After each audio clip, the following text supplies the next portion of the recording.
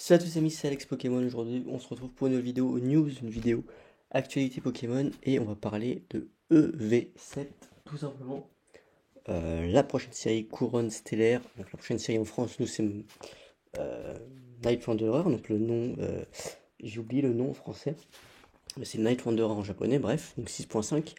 Et ensuite Couronne Stellaire, donc Fable Nébuleuse, pardon, c'est écrit en plus. Donc ça va être Fable Nébuleuse chez nous. Et voilà que EV7 est déjà annoncé avec une sortie le 12 septembre 2024. Voilà. Donc, Couronne Stellaire. Donc c'est en gros, voilà, on va pas se mentir, c'est une série qui, logiquement, voilà, les 7, à chaque fois, les EV, les points 7, à chaque fois, ce sont des grosses séries. Donc c'est une série qui doit redynamiser le bloc EV, qui est un petit peu en difficulté, on va pas se mentir. EV6 n'est pas très populaire. Et 6.5 va être compliqué aussi. Et donc là, on a déjà les visuels sur les boosters. Très sympa, moi je suis le côté Terra Crystal, donc ça reprend les codes du DLC numéro 2, j'y ai pas joué, je vais être très honnête, donc je ne connais pas réellement. Moi je suis pas forcément fan, j'adore le low class par contre, le Pyrobut aussi, les deux autres Megavolt et ce Pokémon, je ne sais pas ce que c'est, Terrapago je crois, bref je ne suis pas fan. Par contre ce qui est très intéressant c'est les promos, on a toujours les Forgelina, bon ça c'est un petit peu dommage, mais Latias par contre promo de Tripack, franchement moi je trouve magnifique, hein. Les boosters je les trouve magnifiques. Et avec le Latias, je trouve que c'est un très bel item à garder scellé. À en ouvrir évidemment, mais à garder scellé au moins un petit tripack Latias comme ça, à mon avis, c'est plutôt intéressant. Donc là, on a les monopacks qui ne sortent pas en France. Les bundles maintenant qui sont disponibles pour chaque série, hein, notamment c'est une exclue Amazon, je crois. Donc voilà, les petits bundles plutôt sympas, mais je trouve le design sont très beaux, hein. Donc là, c'est le pack d'avant-première. Les ETB, alors là c'est là où peut-être je suis pas un peu moins fan. J'aime pas, je suis pas forcément fan de cette ETB, elle me fait penser un peu à l'ETB Pokémon Go, vous savez, avec le Mewtwo en bleu comme ça, avec le Pokémon, je sais même pas ce que c'est comme Pokémon. Voilà, il aurait pu avoir un très beau low class par exemple à la place. Je suis pas forcément très fan de cette OTB, je vais être très honnête avec vous, Couronne Stellaire. Par contre, ce qui est génial, c'est tout simplement la promo de l'ETB, le Noir Fang, qui est juste magnifique. Et ça, clairement, le Noir Fang, aïe aïe aïe, le Noir Fang, il est magnifique. Moi, je suis très fan de cette promo. Voilà, donc pourquoi pas alors ouvrir des ETB, est-ce que c'est rentable? Clairement pas. Limite acheter juste la promo et acheter des ETB, les garder scellés, je pense que c'est le bon move. Voilà les amis.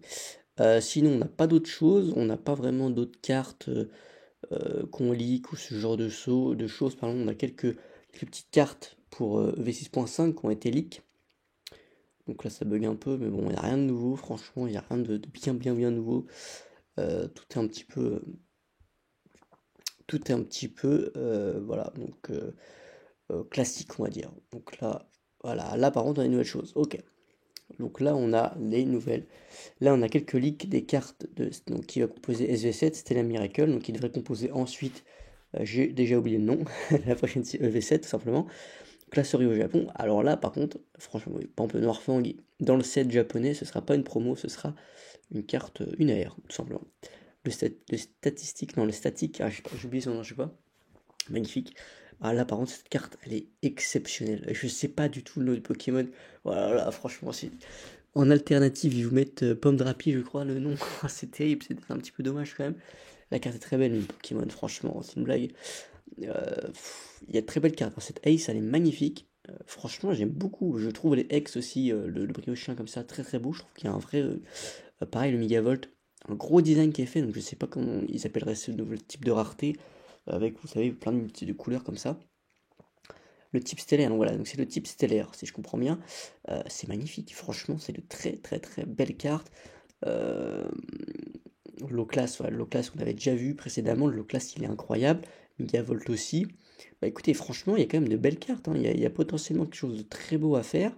Euh, Ça a l'air intéressant. Le petit souci, peut-être que les cartes sont belles, mais représentent des Pokémon pas forcément emblématiques. Peut-être que c'est ça aussi un petit souci qui est à prendre en compte, mais est-ce que sinon les cartes sont très belles, hein.